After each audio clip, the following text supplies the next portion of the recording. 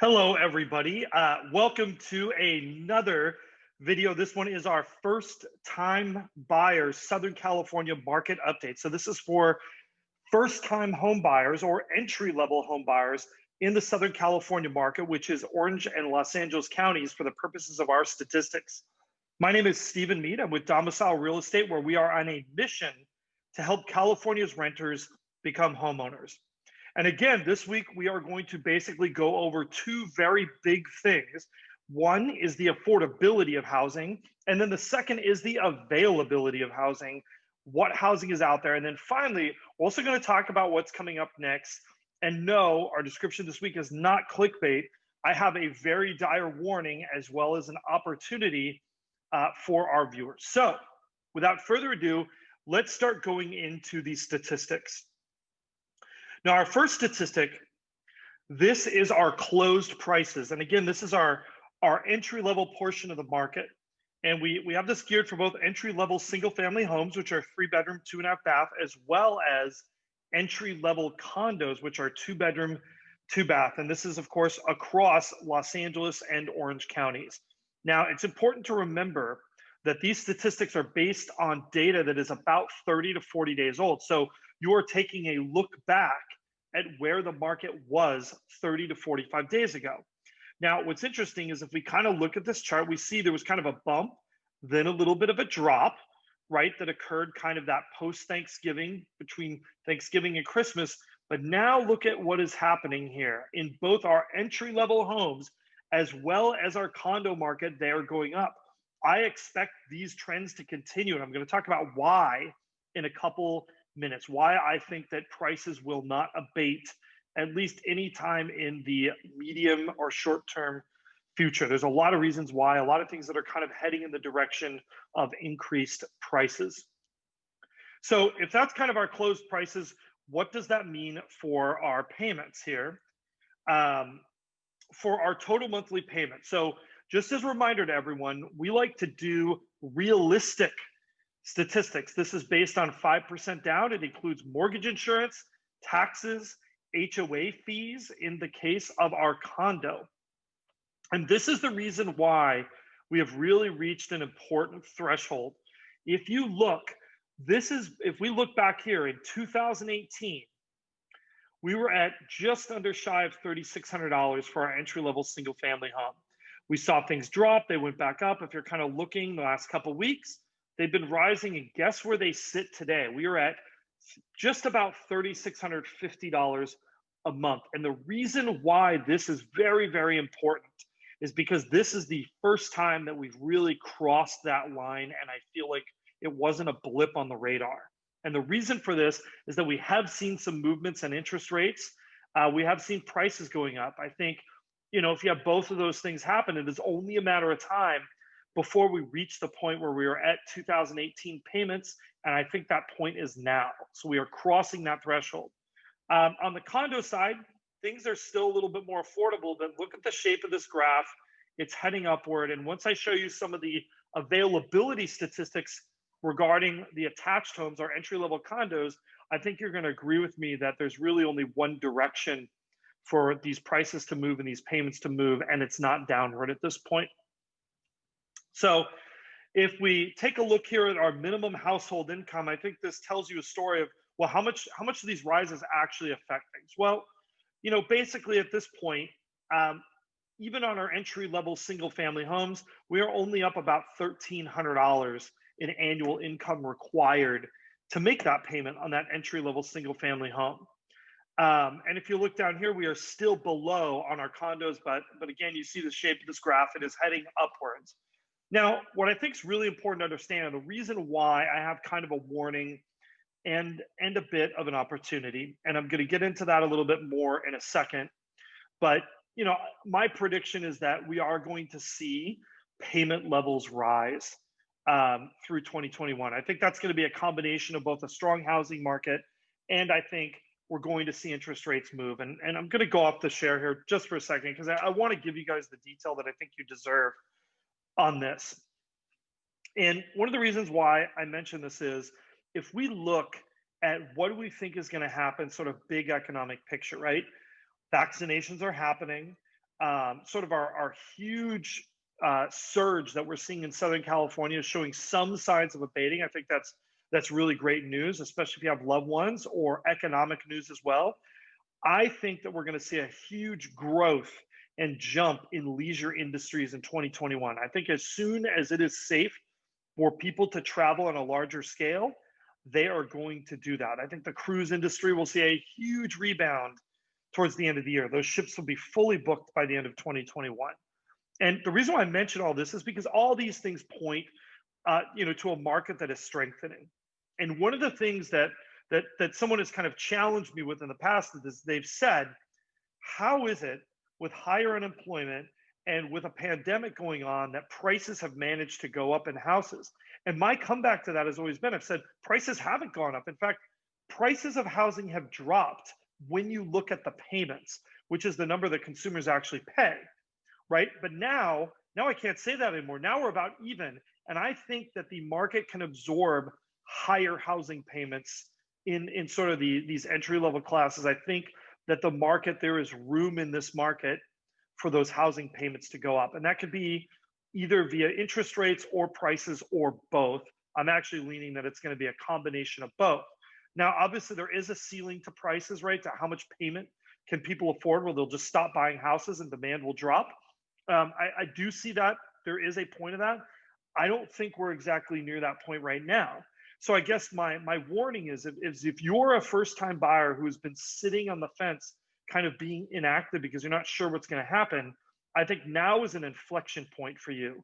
Our macroeconomy is getting better, so I think consumer confidence is going to go up, which is great, especially great if you're in an industry that you think is going to improve. But at the same time, there's still a bit of an opportunity, right? Because I think these payments still have room to go up. So there's still time for you to get in before they hit any kind of ceiling number or peak number, as it were. So kind of an unusual point. And I've got a little bit of a bonus opportunity that we're going to go over at the end. So kind of back to our statistics here. If this is our stat on affordability of housing, our affordability picture is changing.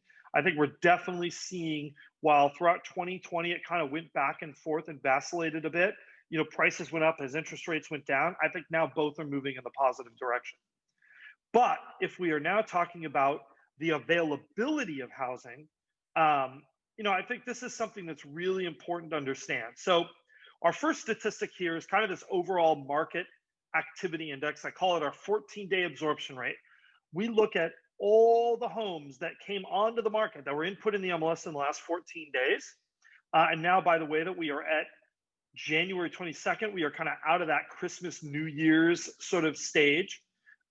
We take all the listings that came up and we look at how many homes went into escrow, and we calculate a statistic for that. And here we are. For our entry-level properties, we are sitting in the high 80s. The high 80s is what I call a hyper-competitive market. Technically, we need to be at 90% for that, but describing what it feels like on the ground, we are in a hyper-competitive, inventory-constricted market. Homes are just flying off the shelves about at the same rate that they are coming onto the shelves. Also understand that there are homes that will never reach a buyer. They'll just be pulled from the market. So really, when you think about this, it actually means we are probably selling more homes than are coming onto the market. That's a situation that can't keep going indefinitely. So if we look at our next statistic, guess what? This is exactly what this graph tells us. These are our inventory numbers. This is our total active inventory, active and coming soon. So these are ones that are available to have an offer written upon them, right? They're not in escrow yet. And if we look at this chart, right, if we're starting from towards September, we're kind of at this level. Inventory rose until November. Then it took a dive towards the end of the year. That part's normal. Then normally we see this bounce in a hockey stick-like shape as things rise back through the spring to a normal number. But that is not happening.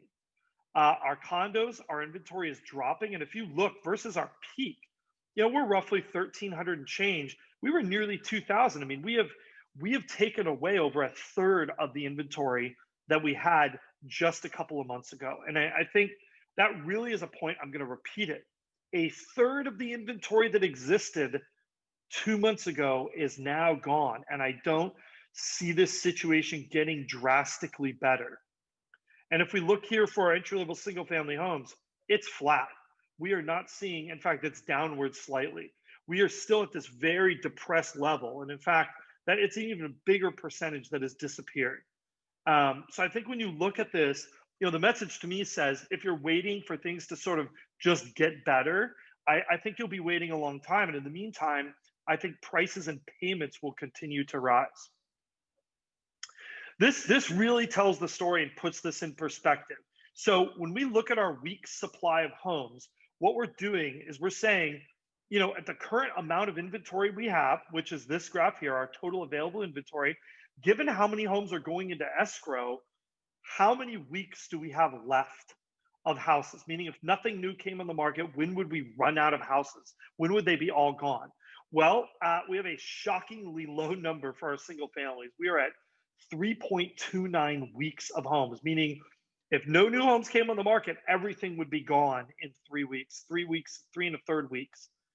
But I think what's even more sort of interesting to look at is look what's happened in condos.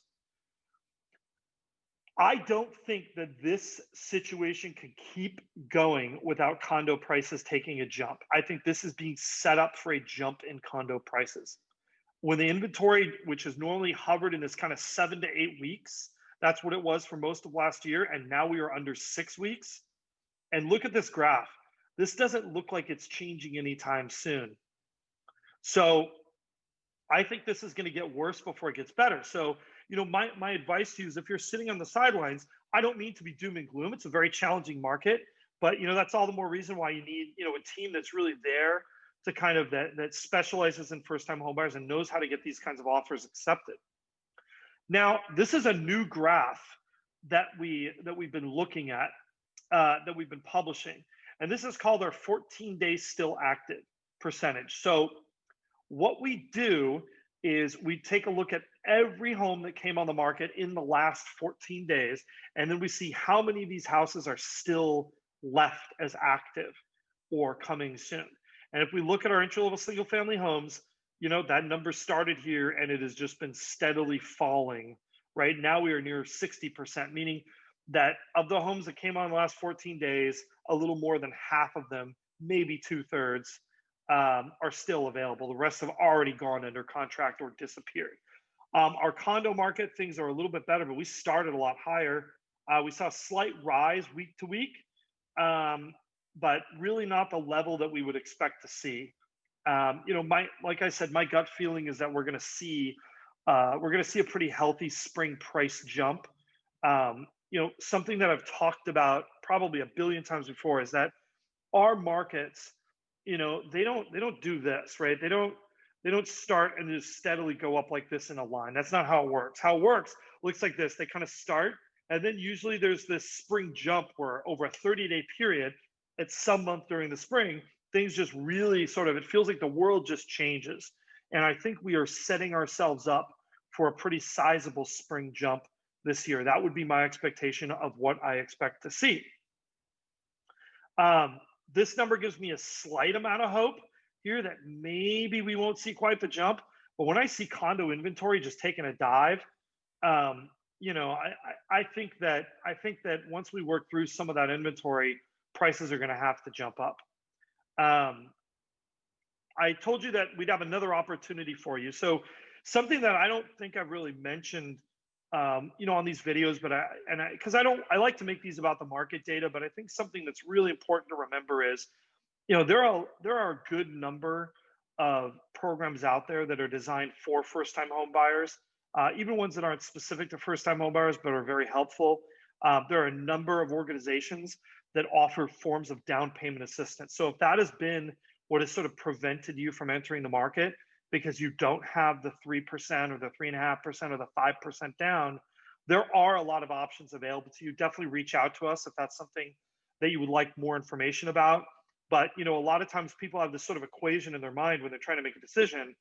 Do I wait until I have a down payment, or is the worry that the market will move faster than I can save and I'll basically be farther behind if I wait. I think we are entering into a market period where you will be farther behind by waiting. And I don't want to see anybody kind of subject to that.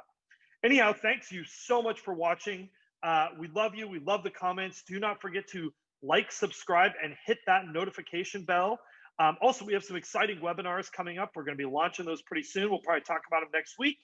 As always, questions, comments, we love them, and we will see you again really soon.